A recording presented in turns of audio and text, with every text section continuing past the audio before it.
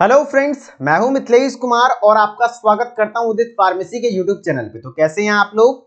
आशा करता हूं अच्छे होंगे और स्वस्थ होंगे।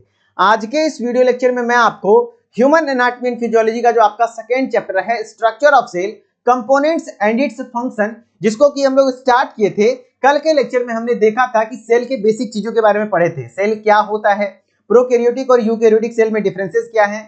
फिर उसके बाद हम लोग सेल के कंपोनेंट्स के बारे में पढ़ना स्टार्ट किए थे, जिसमें सेल मेम्ब्रेन पढ़ लिए थे और साइटोप्लाज्म पढ़ लिए थे।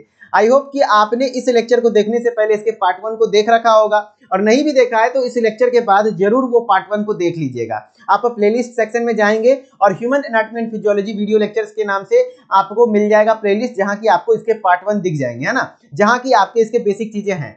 आज हम लोग इस चैप्टर के 3 मुख्य टॉपिक को कवर करने वाले हैं, जो कि न्यूक्लियस, माइटोकॉन्ड्रिया और गोल्गी बॉडी। ये तीनों इंपॉर्टेंट सेल ऑर्गेनेल है, इसके बारे में डिटेल में पढ़ेंगे और बहुत अच्छे डायग्राम्स के साथ इजी लैंग्वेज में समझाने का प्रयास करूंगा। तो वीडियो में लास्ट तक बने रहिएगा और सारी चीजें क्लास में याद करवाने का दावा रखता हूं। लेकिन हाँ, आपको एकदम कंसंट्रेटेड होकर के मेरे साथ फोकस बनाना पड़ेगा। ऐसा नहीं कि पढ़ रहे हैं मेरे साथ और आपको अपने बाबू सोना का याद आ रहा है, तो दिक्कत आ सकती है। ठीक है, फिर आप वही कहते हैं ना, सावधानी हटी और दुर्घटना घटी।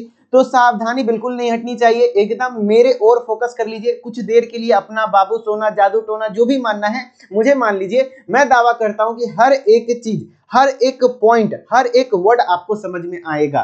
ठीक है, तो चलिए स्टार्ट करते हैं। सबसे पहले हम लोग पढ़ते हैं न्यूक्लियस, है ना। न्यूक्लियस क्या है? देखिए, पूरे सेल के अंदर, सेल के बारे में आप जाने थे कि पूरा हमारा बॉडी, है ना, कई सारे अनगिनत कोशिकाओं से मिलकर बना हुआ है ना। और सेल को ही हमारे इस पूरे लिविंग बॉडी का स्ट्रक्चरल और फंक्शनल यूनिट कहा जाता है ना। और सेल के अंदर जो मेन ऑर्गेनेल है, सबसे मेन, वो क्या है? न्यूक्लियस है। जैसे आप ये समझिए कि आपके पूरे बॉडी को कंट्रोल कौन करता है? तो आपका हेड करता है, ब्रेन, है ना। तो ब्रेन अगर खराब हो जाएगा, आदमी पागल हो जाएगा, तो कुछ कर पाएगा? क्योंकि ब्रेन से ही सारी चीजें कंट्रोल हो रही हैं। उसी तरीके से पूरा न्यूक्लियस किसके द्वारा कंट्रोल होता है?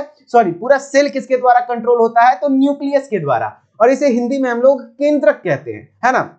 पूरे सेल का केंद्र, यानी कि पूरे सेल को कंट्रोल कौन करता है? तो न्यूक्लियस करता है। इसी कारण बस इसे हम लोग ब्रेन ऑफ द सेल का नाम भी दे देते हैं, ब्रेन ऑफ द सेल। याद रखिएगा, क्वेश्चन अगर कोई पूछ ले कि सेल का ब्रेन यानी कोशिका का दिमाग किसको कहते हैं, पूरा कोशिका किसके द्वारा कंट्रोल होता है?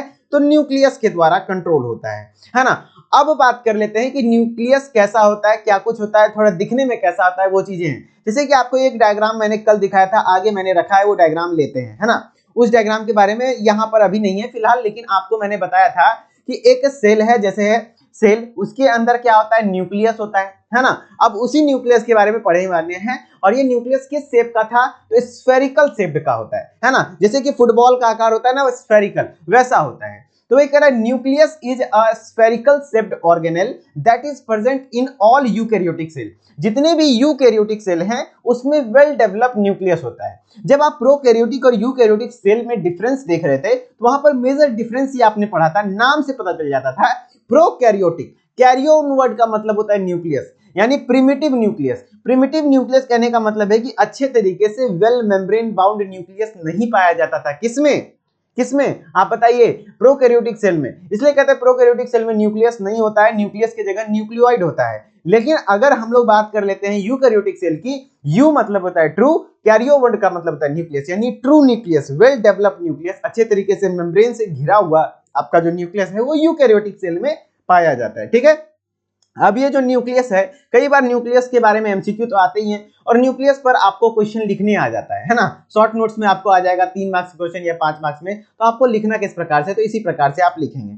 ओके, जैसे आपको ये न्यूक्लियस का एक डायग्राम है। न्यूक्लियस जो है किस किस चीज से मिलकर बना हुआ है? तो सबसे बाहर आपका न्यूक्लियर इन्वेलप होता है ना। ये पूरा बड़ा सा सेल होगा, मान लीजिए सेल के अंदर ये आपका बीच में न्यूक्लियस है, न्यूक्लियस बड़ा सा दिखाया गया है। सबसे पहले जो न्यूक्लियस होता है वो डबल मेम्ब्रेन बाउंड ऑर्गेनेल है। डबल मेम्ब्रेन बाउंड ऑर्गेनेल मतलब हुआ कि ये जो न्यूक्लियस है वो डबल मेम्ब्रेन बाउंड यानी कि द्वि झिल्ली युक्त संरचना है। द्वि झिल्ली कहने का मतलब हुआ इसमें एक आउटर मेम्ब्रेन होता है, दूसरा इनर मेम्ब्रेन होता है, और आउटर और इनर मेम्ब्रेन मिला करके क्या बन जाता है? Nuclear envelope. क्या कह देते हैं, न्यूक्लियर इन्वेलप, यानी न्यूक्लियस को ढकने वाला काम कौन करता है, न्यूक्लियर इन्वेलप करता है ना। तो वही बोल रहा है कि सबसे बाहर में आपका ये क्या स्ट्रक्चर है, न्यूक्लियर इन्वेलप है। ठीक, अब न्यूक्लियर इन्वेलप के अंदर ये जो आपका द्रव्य पदार्थ दिख रहा है न्यूक्लियस के अंदर, उसको न्यूक्लियोप्लाज्म कहते हैं। क्या कहते हैं, न्यूक्लियोप्लाज्म कहते हैं। और उसी के अंदर न्यूक्लियोप्लाज्म है। फिर न्यूक्लियोप्लाज्म के अंदर आपका क्रोमोसोम पाया जाता है। जैसे कि आपको एक सीक्वेंस में बताता हूं, ये सेल है आपका, सेल के अंदर न्यूक्लियस है, न्यूक्लियस के अंदर आपका क्या पाया जाता है, क्रोमोसोम, और क्रोमोसोम के अंदर क्या पाया जाता है, डीएनए, डीएनए के अंदर क्या पाया जाता है, जीन्स, जिसके द्वारा आपके माता पिता का कैरेक्टर आपके अंदर, यानी हेरिडेटरी, यानी कि आपका जो भी आनुवांशिक लक्षण है माता पिता से बच्चों में जो आता है वो डीएनए के कारण ही आता है ना। तो न्यूक्लियस के अंदर क्या क्या है, न्यूक्लियस किस किस चीज से मिलकर बना हुआ है, तो सबसे पहले बाहर में क्या है, न्यूक्लियर इन्वेलप या न्यूक्लियर मेम्ब्रेन है, उसके अंदर न्यूक्लियोप्लाज्म है, न्यूक्लियोप्लाज्म के अंदर एक कंडेंस्ड, पूरा वेल शेप्ड, एकदम से कंडेंस्ड, पूरा गाढ़ा, एकदम सॉलिड शेप टाइप का न्यूक्लियोलस है ना, न्यूक्लियोलस है। इसका बहुत इंपॉर्टेंट रोल है, वो हम लोग पढ़ेंगे।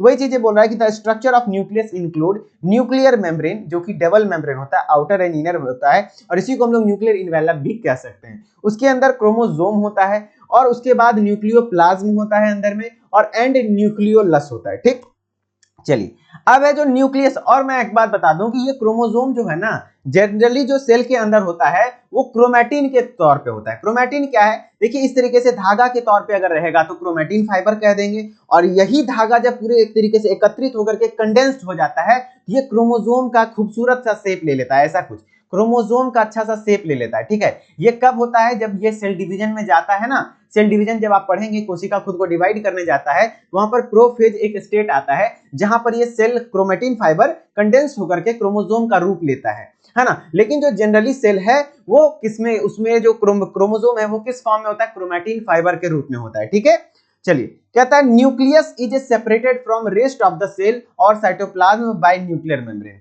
जैसे मैंने क्या बोला, ये न्यूक्लियस है, पूरा ये सेल है, सेल के अंदर ये सबसे बाहरी में क्या है, सेल मेम्ब्रेन है। उसके बाद यहाँ पे जो सेल मेम्ब्रेन और न्यूक्लियर मेम्ब्रेन के बीच में जो भी द्रव्य है वो क्या है, साइटोप्लाज्म है। तो ये बोला है कि जो ये न्यूक्लियस है वो पूरे साइटोप्लाज्म से सेपरेट होता है, किसके द्वारा, न्यूक्लियर मेम्ब्रेन के द्वारा। ठीक है, चलिए इसी तरीके से आसानी से समझते चलेंगे।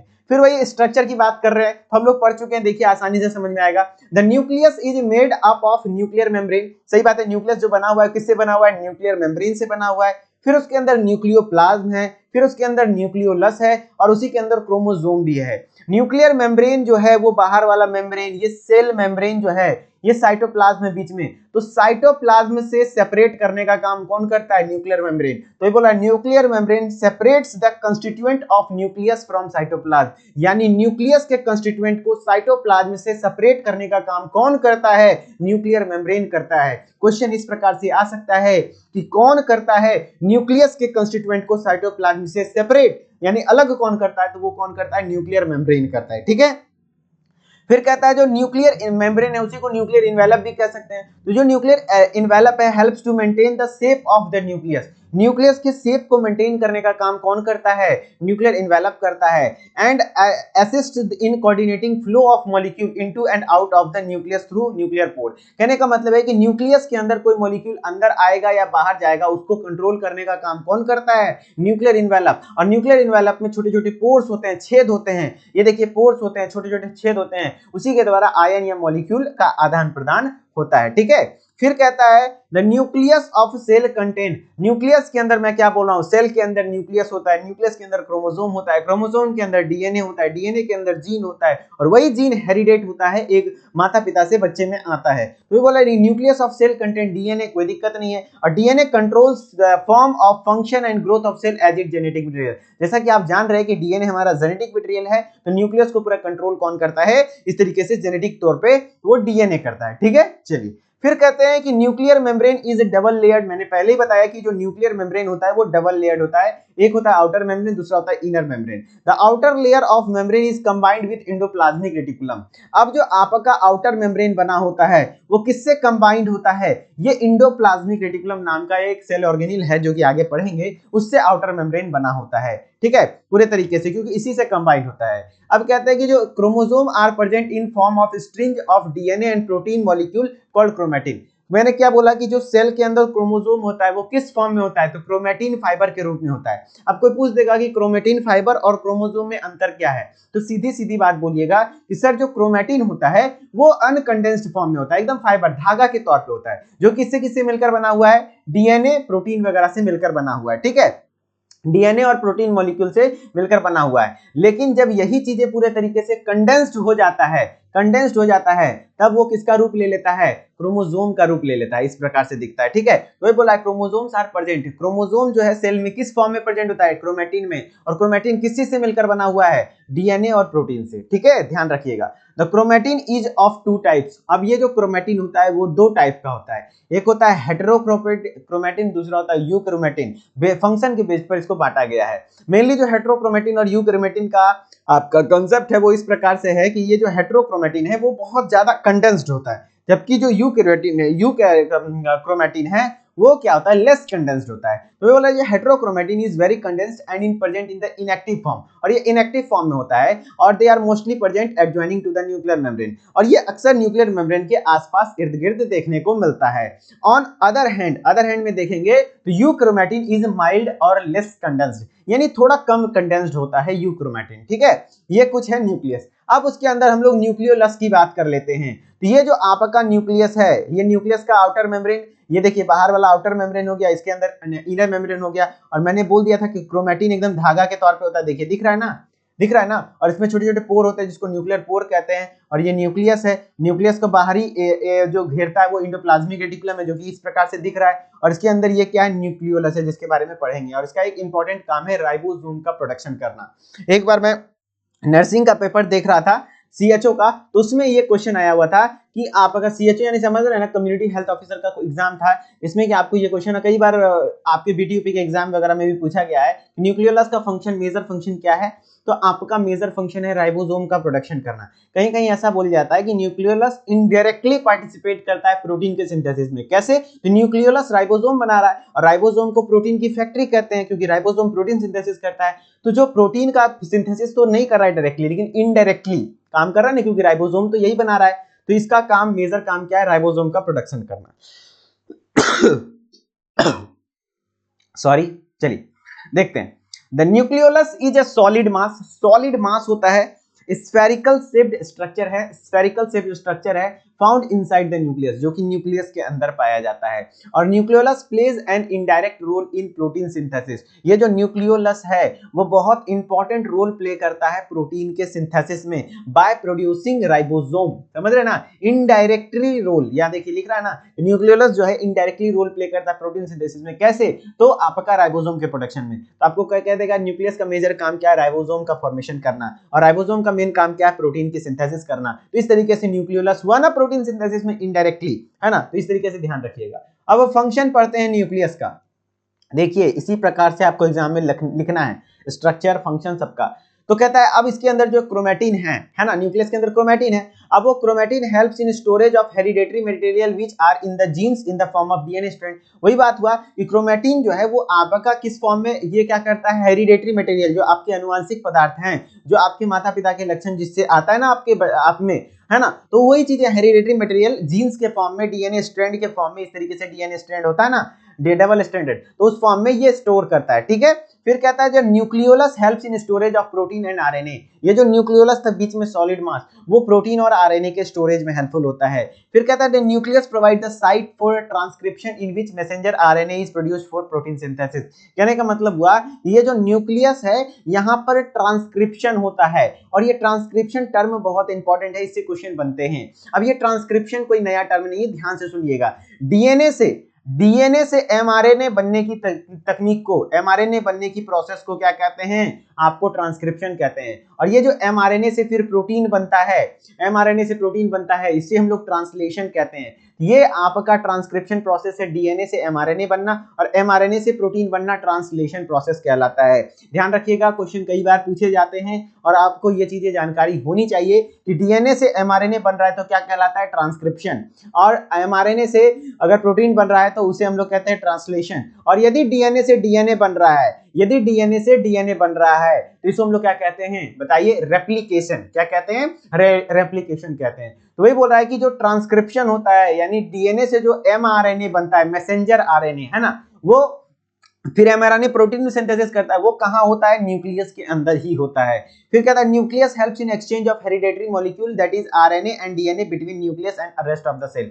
जो न्यूक्लियस और सेल के और भी पार्ट्स हैं उसके बीच में जो डीएनए आरएनए का आदान प्रदान होता है उसमें भी हेल्प करता है न्यूक्लियस, है ना। और during the cell division inside the nucleus chromatin are arranged into chromosome. कहने का मतलब है कि जब सेल साइकिल शुरू होता है, सेल डिवीजन शुरू होता है, सेल खुद को डिवाइड करना चाहता है, तब जो सेल क्रोमैटिन जो है, ये जो क्रोमैटिन है इस रूप में होता है, धागा के रूप में है ना। अब ये कंडेंस होकर के क्रोमोसोम जो बनता है, कब बनता है? सेल डिवीजन के दौरान, है ना। सेल डिवीजन के दौरान ये कहां होता है? न्यूक्लियस के अंदर ही होता है। यही कुछ लिखा हुआ था इसके फंक्शन वगैरह, ठीक है। यहां तक हम लोग न्यूक्लियस के बारे में अच्छे से समझ गए। क्या कुछ न्यूक्लियस के बारे में समझे? आपको एक बार मैं थोड़ा सा माइंड रिकैप कर देता हूं, तुरंत से आप समझ जाएंगे। न्यूक्लियस पूरे सेल को कंट्रोल करने का काम करता है, कोशिका का केंद्रक है यही, है ना, और पूरे सेल को कंट्रोल करने का काम करता है, इसलिए इसे हम लोग ब्रेन ऑफ द सेल कहते हैं। और इसके खोजकर्ता के बारे में मैंने पहले कल बताया था, रॉबर्ट ब्राउन। रॉबर्ट हुक तो कौन थे? लगाई दी ही चोलिया के हुक राजा जी, डेड सेल के खोज, यानी सेल के खोज कौन किए थे? रॉबर्ट हुक ने किए थे, है ना। रॉबर्ट ब्राउन ने न्यूक्लियस के खोज किए थे। और न्यूक्लियस वगैरह किससे बना हुआ है वो ध्यान रखना है। फिर न्यूक्लियस का स्ट्रक्चर कैसा होता है, फिर न्यूक्लियस का फंक्शन वगैरह क्या है, वो सारी चीजें हमने आपको बताया। अब हम लोग बात कर लेते हैं माइटोकॉन्ड्रिया, है ना। ये माइटोकॉन्ड्रिया अपने आप में एक बहुत अच्छा सेल ऑर्गेनेल है। अच्छा इसलिए मैं बोल रहा हूं कि आप ऊर्जावान है, फुर्तीला है, तभी ना जब आपके अंदर एनर्जी है। तो वैसे सेल के अंदर जो एनर्जी प्रोडक्शन का काम करता है वो कौन करता है? माइटोकॉन्ड्रिया कहता है। तो ठीक है, ध्यान रखिएगा, माइटोकॉन्ड्रिया के अंदर एनर्जी प्रोडक्शन होता है। तो site for energy production, site for energy production, यानी एनर्जी जो बनाता है वो क्या, कौन बनाता है? माइटोकॉन्ड्रिया बनाता है। और ये जो एनर्जी बन रहा है किस फॉर्म में बनता है? एटीपी के फॉर्म में बनता है। जैसे आपके पैकेट में पैसे हैं, किस फॉर्म में? रुपये के फॉर्म में, 10 रुपया 5 रुपया बोलता है ना, उसी तरीके से एनर्जी को नापने का एक तरीका एटीपी है आपके शरीर में। तो ये एटीपी के फॉर्म में एनर्जी का प्रोडक्शन होता है। और ये एटीपी का फुल फॉर्म क्या है? तो एडिनोसिन, सब क्वेश्चन बनता है, ध्यान रखिएगा, एडिनोसिन ट्राइफॉस्फेट, एडिनोसिन ट्राइफॉस्फेट, ध्यान रखिएगा, एडिनोसिन ट्राइफॉस्फेट होता है। तो आपका माइटोकॉन्ड्रिया का काम क्या है? एनर्जी प्रोडक्शन, ऊर्जा का उत्पादन करने का काम करता है। और किस फॉर्म में ये ऊर्जा का उत्पादन करता है? एटीपी के फॉर्म में करता है। और ये एटीपी का फुल फॉर्म क्या होता है? एडिनोसिन ट्राइफॉस्फेट होता है। अब जो यहाँ पे एनर्जी बन रहा है, अब कहीं पे भी अगर एनर्जी बनता है तो आपको पूरे सेल को आपको एनर्जी देने का काम माइटोकॉन्ड्रिया कर रहा है। और एनर्जी क्या है? एक प्रकार का पावर है। तो सेल को जो पावर सप्लाई करने का काम कौन कर रहा है? माइटोकॉन्ड्रिया कर रहा है। तो इसीलिए सेल का power house of the cell, power house of the cell भी कहते हैं। जैसे आप जानते होंगे कि आपका गांव घर में पावर हाउस होता है जहां से बिजली उत्पादन होता है। तो बिजली एक प्रकार का क्या है? एनर्जी है। तो पूरे सेल को जब एनर्जी देने का काम माइटोकॉन्ड्रिया कर रहा है तो इसीलिए माइटोकॉन्ड्रिया को power house of the cell कह देते हैं। देखिए कुछ चीजें मैं सिखा रहा हूं। न्यूक्लियस को ब्रेन ऑफ द सेल कहते हैं, माइटोकॉन्ड्रिया को power house of the cell कहते हैं। क्यों? क्योंकि ये एनर्जी प्रोडक्शन करता है। फिर न्यूक्लियस को ब्रेन ऑफ द सेल कहते हैं, क्यों? क्योंकि पूरे सेल को कंट्रोल कौन करता है? न्यूक्लियस करता है ना। ये कुछ चीजें हैं।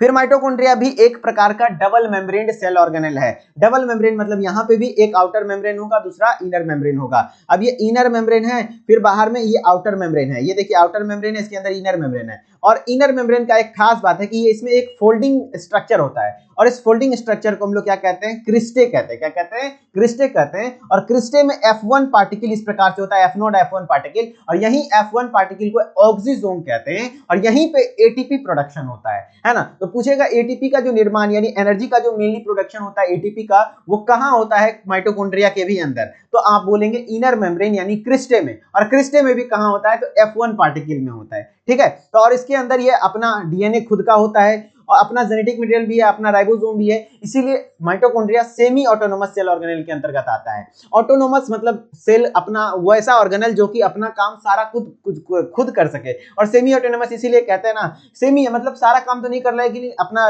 प्रोटीन यही बना रहा है, अपना जेनेटिक मटेरियल है, तो एक तरीके से ये स्वतंत्र होता है ना। हर चीज के लिए आपको दूसरे के ऊपर निर्भर नहीं है, इसीलिए सेमी ऑटोनोमस सेल ऑर्गेनेल है। मेनली दो को सेमी ऑटोनोमस सेल ऑर्गेनेल होता है, एक होता है माइटोकॉन्ड्रिया, दूसरा होता है क्लोरोप्लास्ट। क्लोरोप्लास्ट सिर्फ प्लांट सेल में पाया जाता है। तो माइटोकॉन्ड्रिया अपने आप में एक सेमी ऑटोनोमस सेल ऑर्गेनेल है, ठीक है। चलिए आगे पढ़ते हैं, देखते हैं क्या कुछ है। कह रहा है कि it is a membrane bound cell organelle. कैसा membrane bound? Double membrane bound, ठीक है। In which help in generation of energy in the form of OTP, जो कि एनर्जी के जनरेशन में हेल्पफुल होता है। किस फॉर्म में? एटीपी के फॉर्म में। That is the reason it is also known as power house of cell. इसी यही रीजन है कि सेल का पावर हाउस आपको माइटोकॉन्ड्रिया को कहा जाता है।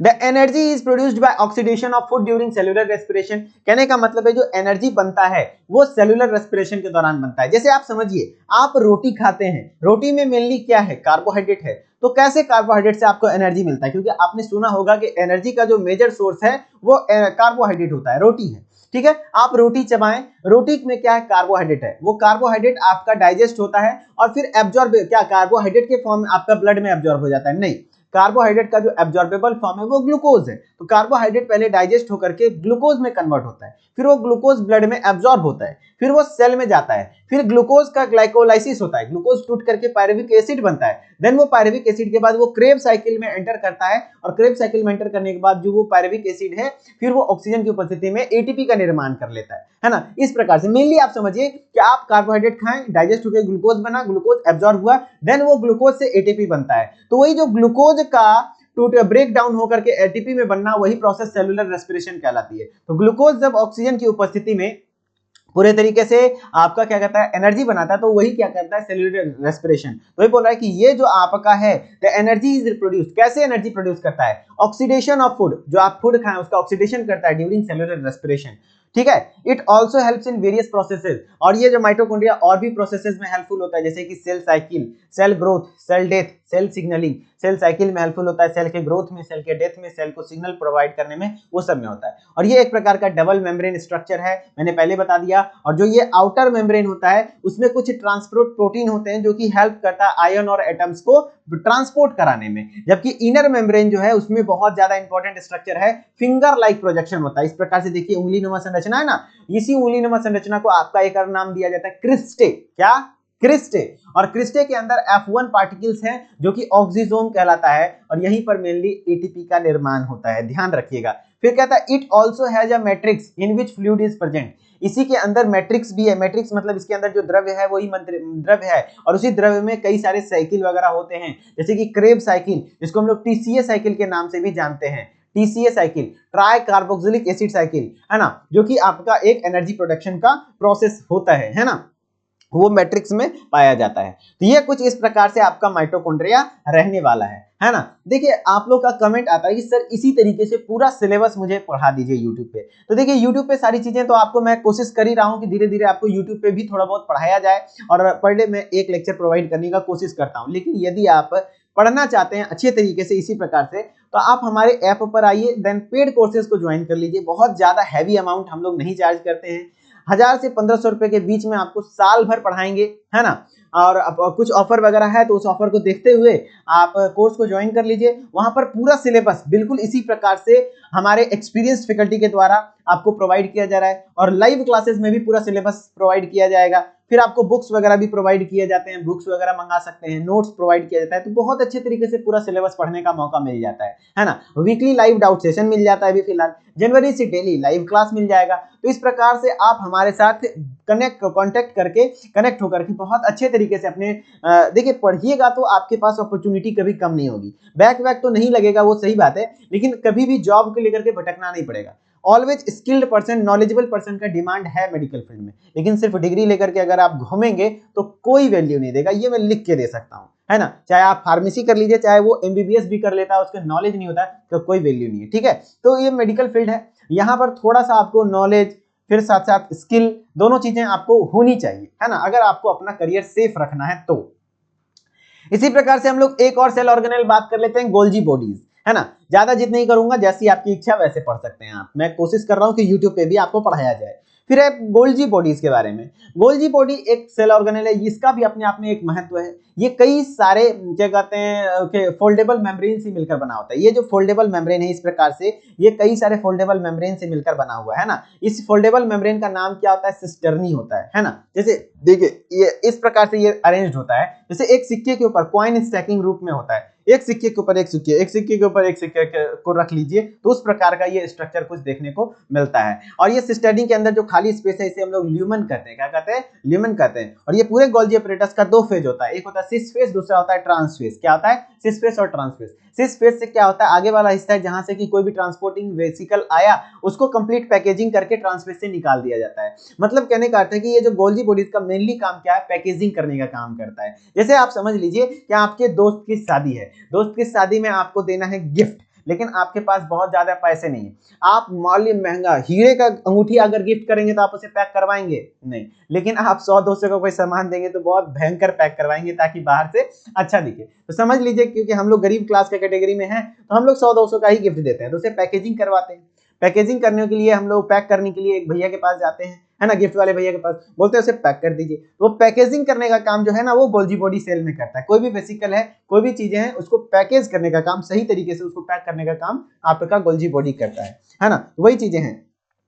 Ferrite is made up of many fold and stacking of membrane। ये कई सारे फोल्डेबल मेम्ब्रेन से मिलकर बना होता है, जैसे कि कॉइन स्टैकिंग, कॉइन के ऊपर कॉइन रखा हुआ वैसा बना होता है। It comprises 5 to 8 cup shaped series of compartment। कई सारे सीरीज ऑफ कंपार्टमेंट, लगभग 5 से 8 कंपार्टमेंट का बना होता है, जिसको हम लोग क्या कहते हैं? हर एक कंपार्टमेंट को सिस्टर्नी कहते हैं और हर एक सिस्टर्नी में गोल्जी एंजाइम्स पाए जाते हैं। ठीक है। और इसका फंक्शन क्या है देख लीजिए। It they help in modifying, modify करना, चीजों को बदल देना, रूपांतरित कर देना, sorting and packaging of the substance within the cell. Mainly packaging करने का काम करता है। They also help in modification of protein, protein का मॉडिफिकेशन करता है, प्रोटीन में कुछ चीजें ऐड करता है। And they add phosphate group and glycoprotein to lipid from ER to create phospholipid that make up cell membrane. Cell membrane किससे बना हुआ था? आपका फॉस्फोलिपिड से बना हुआ था। तो वो फॉस्फोलिपिड जो है ना वही लिपिड फॉस्फेट ग्रुप ऐड कर देता है ग्लाइकोप्रोटीन में। ठीक है। तो इस प्रकार से आपका फंक्शन है गोल्जी बॉडीज का, मेनली पैकेजिंग का फंक्शन है। समझ गए ना। तो मेनली आपको post office of the cell, इसको क्या कहा जाता है? Post office of the cell. ध्यान रखिएगा, post office of the cell, क्योंकि ये पैक करने का काम करता है ना। तो सेल का पोस्ट ऑफिस गोल्जी बॉडी को कहते हैं, सेल का पावर हाउस माइटोकॉन्ड्रिया को कहते हैं, सेल का ब्रेन न्यूक्लियस को कहते हैं। ये 3 सेल ऑर्गेनेल आज पढ़ाना था, मैंने तीनों सेल ऑर्गेनेल को बहुत अच्छे तरीके से पढ़ाया, है ना। इसी प्रकार से पूरा सिलेबस पढ़ना है। पहले तो क्वेश्चन कर लेते हैं, चलिए। The power house of the cell, cell का पावर हाउस देखिए, ESIC 2016 गवर्नमेंट फार्मासिस्ट के एग्जाम में पूछा हुआ क्वेश्चन है। तो power house of the cell मैंने बोला था माइटोकॉन्ड्रिया को। क्यों माइटोकॉन्ड्रिया को? क्योंकि यहीं पर एनर्जी प्रोडक्शन होता है और जो एनर्जी प्रोडक्शन करता है उसी को हम लोग पावर हाउस कहते हैं। राइबोसोम को क्या कहते हैं? प्रोटीन फैक्ट्री कहते हैं। आगे पढ़ेंगे जब राइबोसोम में पढ़ाऊंगा। क्यों? क्योंकि ये प्रोटीन सिंथेसिस का काम करता है। न्यूक्लियस को ब्रेन ऑफ द सेल कहते हैं। क्यों? क्योंकि पूरे सेल को कंट्रोल करने का काम करता है। गोल्जी बॉडी का मेजर काम क्या है? तो आपका ये पैकेजिंग का काम करता है। ठीक है। चलिए नेक्स्ट क्वेश्चन है, folding of inner membrane of the mitochondria are called. ये भी क्वेश्चन पूछा हुआ है जो कि HPSSC में पूछा गया 2020 में। ये भी गवर्नमेंट फार्मासिस्ट का एक एग्जाम है, ठीक है, जिसमें आपको पूछा गया।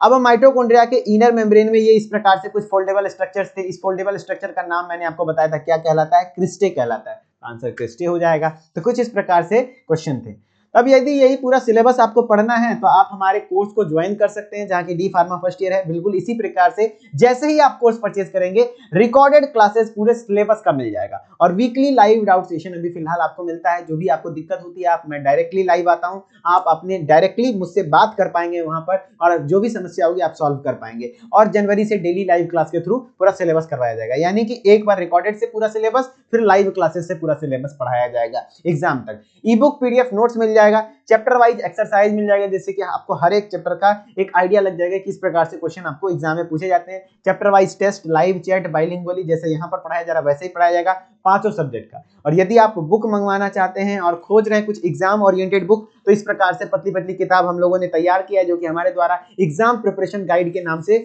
मशहूर है। ये काफी डिप्लोमा वाले के लिए फेवरेट बुक है। हाँ, एग्जाम मार्केट में और भी अच्छे बुक्स अवेलेबल हैं, ठाकुर पब्लिकेशन की बुक है, लेकिन उसका खासियत ये है कि उसमें बहुत ज्यादा दिया हुआ है। लेकिन हम लोगों का काम, ये जो बुक है, इस बुक का खासियत ये है, ये एग्जाम ओरिएंटेड बुक है। एग्जाम ओरिएंटेड मतलब एग्जाम के लिए महत्वपूर्ण है, यानी एग्जाम में जो टॉपिक्स ज्यादा पूछे जाते हैं उसी टॉपिक को यहाँ पर ऐड किया गया है और कोशिश की गई है कम समय में ज्यादा मार्क्स स्कोर करना है तो इस बुक को पढ़ना पड़ेगा, है ना। इस बुक से बहुत अच्छा होता है। पिछले साल भी कई सारे बच्चों ने बहुत अच्छा स्कोर किया है, 80 to 90% तक का स्कोर इस बुक से रहा है। मैक्सिमम क्वेश्चन यहीं से आए और इस साल भी आएगा। तो आप इस बुक को मंगवा सकते हैं। 5 बुक है हमारा, ये 5 बुक आप इस प्रकार से मंगवा सकते हैं और यहीं पे ऐप पे ऑर्डर कर लेंगे। थ्योरी मॉडल पेपर सारी चीजें हैं, कोई डिलीवरी कॉस्ट वगैरह नहीं लगेगा। ठीक है, यदि आप इंटरेस्टेड हैं तो प्ले स्टोर पे जाइए, देन उदित फार्मेसी ऐप को सर्च कीजिए, देन ऐप को इंस्टॉल करके नाम ईमेल आईडी डाल के लॉगिन कर लीजिए। लॉगिन करने के बाद स्टोर वाले सेक्शन में जाइए, देन स्टोर वाले सेक्शन में आपको कई सारे कोर्सेज दिख जाएंगे, first year second year book वगैरह सब कुछ आपको अवेलेबल है,